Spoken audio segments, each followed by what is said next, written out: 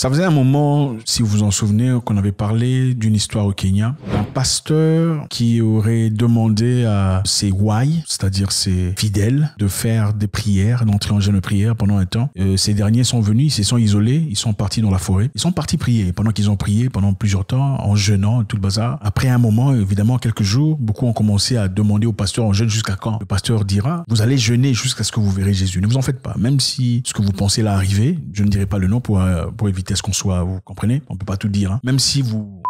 Ce n'est pas grave parce qu'avec ça, vous verrez Jésus. Et beaucoup de personnes, malheureusement, se sont laissées emporter. Et quelques temps plus tard, on viendra découvrir des corps sans vie, malheureusement, de ces personnes qui sont parties aveuglement prier avec ce pasteur magouillard. Le pasteur s'appelle Paul Ntenge Mackenzie. Je ne sais pas si vous vous en souvenez. Maintenant, après, on l'avait arrêté. Il était arrêté, emmené en justice pour aller répondre de ses effets. Et après investigation effectuée depuis un temps, on vient de révéler que parmi ces, je ne dirais pas, vous comprenez, parmi ces, on a trouvé beaucoup, il n'y avait plus à l'intérieur, il n'y avait plus rien à l'intérieur. On a donc il a été enterré, d'accord?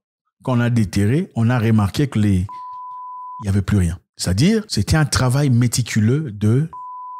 Pourquoi? Pour vente. Vous comprenez ce que c'est, n'est-ce pas? Il y a un trafic d'eau, hein, dans le monde.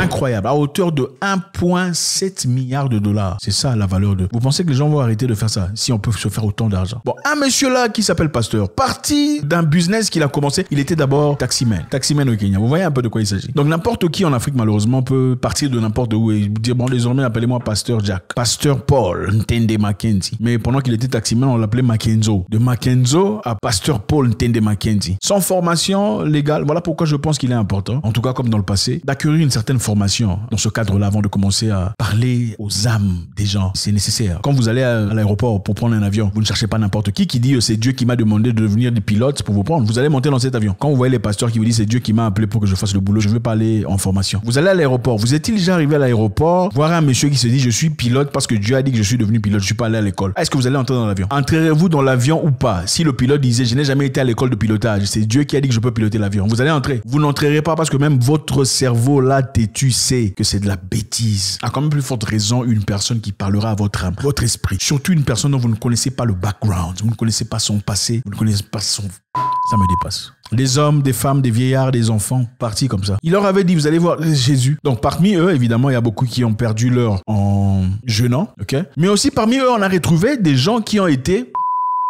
avant de...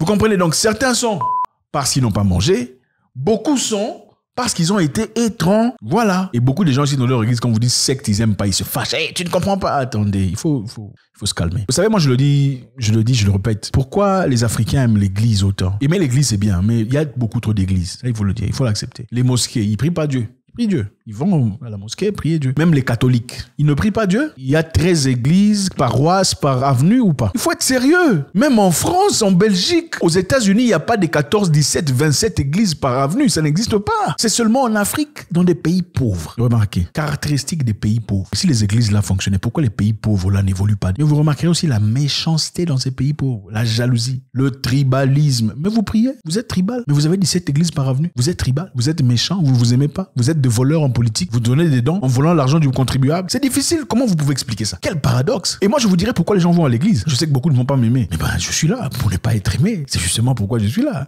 Il faut qu'il y ait des gens qui ne sont pas aimés, n'est-ce pas? Faut pas m'aimer. Beaucoup de gens vont à l'église parce qu'ils cherchent un mariage. Les Noirs ne vont pas généralement à l'église pour prier, pour le vrai, parce qu'ils aiment Dieu. Hein, non. Hein. La grande majorité, c'est parce qu'ils cherchent un mariage. Beaucoup vont à l'église parce qu'ils cherchent un visa. Il faut aller aux États-Unis après tout. Le jeu là qu'on joue là, c'est quoi? Comment on appelle le jeu là qu'on joue pour les États-Unis? Loterie, ça même les gens commencent à jeûner pour loterie. Vous jeûnez pour loterie. Au lieu de lire un livre, de vous accorder sur comment structurer votre société, au lieu de vous aimer et de commencer à marcher en unisson sans nécessairement faire appel au tribalisme, à l'ethnicisme, vous êtes en train de jeûner pour loterie. Pendant ce temps, vous jeûnez pour aller aux États-Unis. Les Américains cherchent un moyen de venir en Afrique pour piller vos ressources. Pendant que vous cherchez à jeûner pour loterie, le Chinois quitte la Chine. Il vient chez vous, il commence à travailler le sable, commence à construire et vous vend vos propres terres. Hein? Le Chinois quitte la Chine, il vient en Afrique. Il prend le sable, il travaille, il vend à vous. Pendant que vous priez pour aller gagner loterie pour partir. Le Chinois, lui, prie Bouddha ou le taoïsme pour quitter la Chine et venir chez vous, pour fabriquer des chaises en plastique.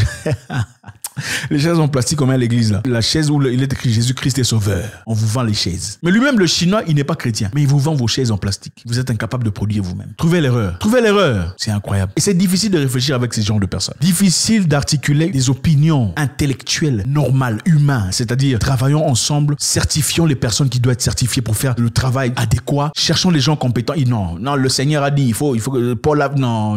Descendons un peu. On ne construit pas un pays comme ça. On ne construit jamais des nations comme ça. Vous pouvez prier dans votre vie privée, dans votre coin, sans nécessairement influencer les gens comme ça. Vous savez, les Africains dans le passé, l'Africain accordait toutes ses décisions à la spiritualité. Ok? Je sais qu'il y a beaucoup qui m'aiment pas déjà, mais je m'en fous. Les Africains accordaient tout à la spiritualité. Je vais vous expliquer. L'Africain dans le passé, avant d'aller à la chasse, il allait voir le féticheur pour que le féticheur le bénisse. Ok? Pour qu'il fasse tes gris-gris. Ah, tu as les bénédictions, vas-y. Comme ça, donc son espoir. Et il se dit, je suis parti avec la bénédiction du féticheur. C'est-à-dire qu'il y a de grandes potentialités que je gagne. L'Africain dans son passé, avant de se marier, il allait consulter le féticheur. Est-ce que cette femme est pour moi? Est-ce que cette femme est ce qu'il me faut? Le féticheur va voir les grilles, je vais demander au génie. Ah oui, la femme est pour toi. Ensuite, il va chercher sa femme. L'Africain, dans son passé, avant de partir pêcher, il faisait de même. Avant d'aller à l'agriculture, il allait faire des sacrifices pour que le féticheur le bénisse et qu'il parte faire ce qu'il a à faire et gagner son père. N'est-ce pas ce qu'on fait toujours aujourd'hui? Le féticheur n'est plus féticheur. Le féticheur, c'est le prophète maintenant. N'est-ce pas? Le féticheur, c'est le prophète. Et beaucoup de féticheurs ne sont plus féticheurs. Ils ont compris le business n'est plus là-bas. Ils ont juste varié le système. Comment est-ce qu'un pays, vous pouvez avoir des églises 1, 2, 3, 7, 8, 12, 15, même avenue, et vous trouvez ça normal? Ce n'est pas normal. Il y a une maladie. Et puis la pauvreté, la misère, les hôpitaux sont vides en médicaments, évidemment. C'est la méchanceté.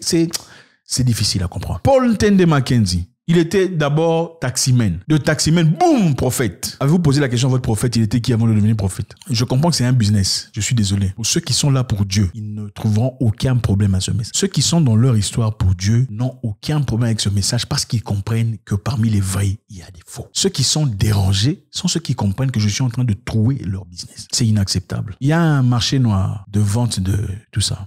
Comme je le dis, ça vaut 1,7 milliard de dollars. Marché noir. Et beaucoup en Afrique. Pourquoi vous ne demandez pas comment est-ce que les enfants disparaissent chaque année? Il y a beaucoup d'enfants qui disparaissent chaque année. D'après les rapports derniers, c'était à hauteur de 137 000 first quarter, c'est-à-dire premier semestre de l'an. 137 000 enfants. Vous voulez me dire, vous, là où vous êtes là, que on peut vous repérer, on peut vous localiser à travers votre téléphone, on peut vous trouver à travers votre GPS, on peut vous trouver à travers votre ordinateur, mais on ne peut pas localiser 127 000 personnes qui ont disparu dans la nature. On ne sait pas où ils sont. Mais non, attendez. C'est parce qu'on sait ce qu'on fait. C'est un business lucratif. Ok? Ça fait beaucoup d'argent pour un groupe spécifique de personnes. Et ce ne sont pas les gens d'en bas en bas qui le font. C'est les gens au-dessus qui sont impliqués. Pour finir, je vais vous parler d'une histoire. Dans un pays africain dont je tairai le nom, là-bas, c'est connu, en tout cas pour ceux qui sont alertes, qu'un étranger, c'est-à-dire un Africain étranger venant d'un autre pays d'Afrique, si tu pars à l'hôpital, les hôpitaux qui ne sont pas privés, évidemment, les hôpitaux de l'État, tu pars avec maux de tête, j'ai maux de tête, tout ça, et que vous entrez voir le docteur, il y a de fortes chances que vous en sortiez dans une boîte. C'est-à-dire le lendemain, on va appeler la famille pour dire « Ah, il était là, venez voir, venez retirer votre... » tout ça.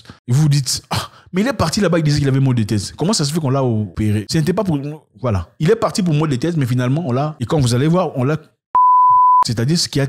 Tout ça là, ça n'y est plus. Ça n'y est plus. Et on fait ça spécifiquement avec les étrangers. C'est ça la vérité. Comment vous pouvez expliquer ça? Même pour ceux qui décident, parce que évidemment, il y a des gens qui peuvent signer, disons, moi, au cas où, en cas d'accident, en cas de difficulté, si ça m'arrive à moi, je voudrais donner, je connais des gens, il y a quelqu'un de très proche de ma vie qui est affilié à ça, en cas d'accident. Elle, tout ce qu'il y a de, tout ça sera donné à quelqu'un. Même pour ça, il faudrait signer, il faudrait donner son consentement. Comment est-ce qu'on peut seulement prendre que vous venez retrouver quelqu'un là-bas qui était parti pour maux de tête, le lendemain, il n'a plus l'intérieur. Oh, on a pris. Pourquoi on ne fait pas des investigations? Pourquoi les gens ne sont pas arrêtés par rapport à ça? Pourquoi ça ne s'arrête pas? Parce que les gens au-dessus contrôlent l'histoire. Le message ici est simple. C'est un message de conscience. Évitez les sectes. Les sectes, ce ne sont pas seulement les églises. Même les partis politiques sont des sectes. Quand vous commencez aveuglement à écouter les ordres d'une personne, quand vous n'êtes pas à l'armée, vous êtes dans un secte. Oh, eux, ils nous aiment pas. Seulement parce que lui a dit, eux, ils ne vous aiment pas. Vous adoptez une position. Vous adoptez une attitude à l'égard de ces personnes. Vous êtes dans un secte. Parce qu'une personne normale doit être à mesure de réfléchir en accord avec ses valeurs. À partir du moment où vous commencez à faire des choses qui vont au contraire de vos valeurs, parce que vous obéissez aux ordres de quelqu'un, quand vous n'êtes pas dans l'armée, vous êtes dans un secte. God bless.